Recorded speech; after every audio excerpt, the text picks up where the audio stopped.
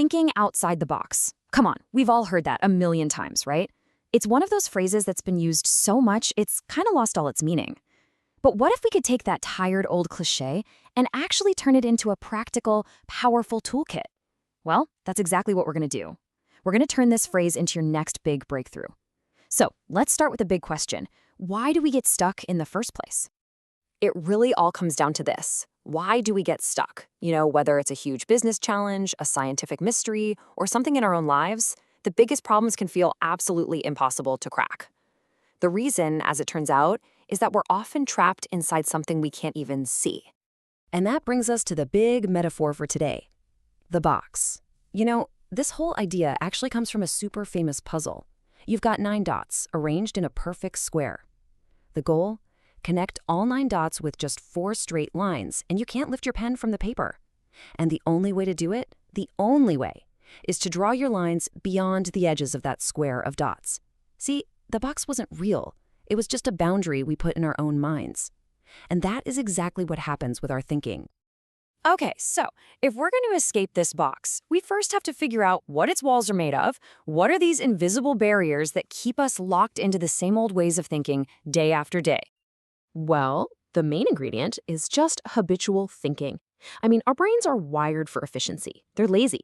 They create all these mental shortcuts. Psychologists call it fast system 1 processing, basically to save energy. And look, that's great for getting through the day without having to rethink everything, but it is absolutely fatal for innovation because it just runs on autopilot. And this leads to a really powerful psychological trap. It's called the Einsteiner effect. It's a German word, and it basically just means getting stuck in a mental rut. It's when a solution that worked for you in the past is so burned into your brain that it literally blocks you from seeing a newer, maybe even a simpler or better solution, even when it's staring you right in the face. And don't kid yourself, the stakes for getting caught in this rut are incredibly high. In the business world, this effect can be so powerful that sometimes the only way to fix a failing strategy is to fire the entire leadership team. Why? Because their brains, their actual neural pathways, have become physically hardwired to run the old plays. It makes real change from the inside almost impossible. This is such a perfect example of how even our best tools can become their own traps. Look at this, the Eisenhower matrix. It's a great tool designed to help us prioritize what's important and what's urgent. But if we just follow it blindly, it becomes its own box. We get so busy sorting tasks into quadrants that we forget to ask the most important question. Why are we even doing these things in the first place? Real innovation means questioning the very frame you're using. All right, that's enough about being trapped. How do we actually get out? Let's start building our escape toolkit with some really practical, actionable techniques for breaking free. So our toolkit has 4 essential tools. First, we have to learn to challenge assumptions. Then we need to get good at reframing the problem. After that, we'll see the power of seeking fresh perspectives. And all of these together help us do the 4th one, think laterally, which is all about tackling problems from completely new and unexpected directions. Let's start with challenging assumptions. This is all about looking at the so-called facts of your problem and asking a simple question. Is this a fundamental law of physics, or is it just the way we've always done things? The absolute best example of this is SpaceX. For decades, the axiom in the space industry was that rockets are disposable. You use them once, they fall in the ocean. SpaceX challenged that. They proved it wasn't a law of nature, just a deeply ingrained habit. And by doing that, they completely upended the economics of space travel forever. Next up, reframing the problem. This is where you change the very definition of what you're trying to solve. Check out this classic example. The problem, as it's stated, is the elevator is too slow.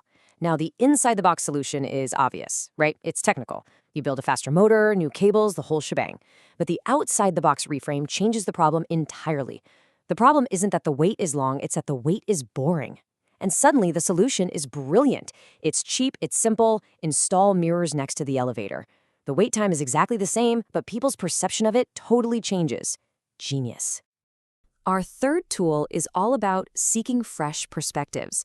This means you need to find a novice, an outsider, who isn't weighed down by what's called the curse of knowledge. You see, experts can get so deep in their own world that they can't even see its most basic flaws anymore. But a novice, someone new, they can ask those dumb questions that an expert would be too embarrassed to even think of. It's like when engineers started observing surgeons and pointed out all these mechanical inefficiencies that the doctors had just accepted as the way things are done. And this is exactly what a shift in viewpoint does. Look, the pieces of the puzzle, the lines, the angles, they don't actually change.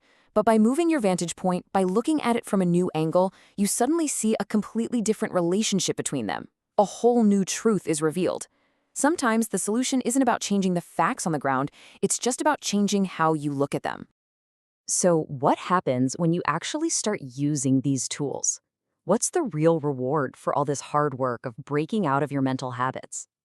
Let's talk about life beyond the box, because the payoff for this kind of new thinking is absolutely incredible.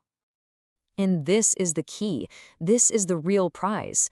We are not talking about small, safe, incremental improvements. Thinking inside the box might get you a 10% gain, if you're lucky, but breaking out of it, that unlocks something totally different, non-linear value creation. You're not playing the same game anymore. We're talking about 10x gains, 10 times better, 10 times faster, 10 times cheaper. This isn't just about making something a little bit better. This is a revolution. It is the difference between breeding a faster horse and inventing the automobile. And you know, this isn't just theory. These are real world-changing innovations.